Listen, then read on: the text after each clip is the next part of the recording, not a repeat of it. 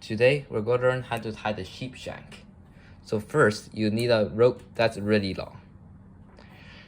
You should coil the rope up into around, let's say, around 20 centimeters long. But it doesn't have to be exact, just the size that you want it to be. So you do this for a few folds, making sure that there's some rope at the end of here and at the end. So you would keep doing this until you reach the desired length of the rope that you need. Let's say you only want to use 4 because you need the rest of the rope here. So now, you would secure this by making half hitches.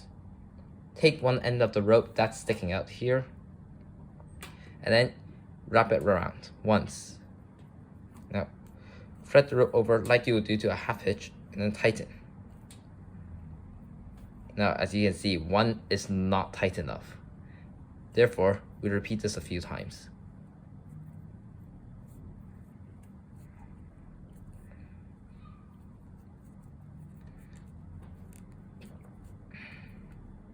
I did this for 3 times, but you can add more if necessary.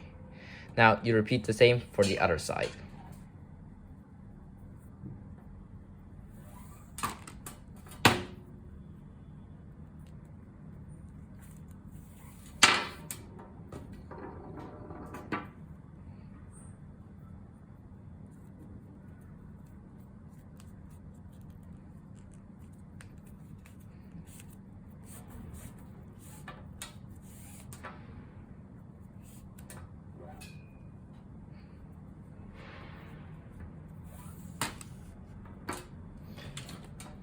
Usually, 2 to 3 half hitches per end is enough.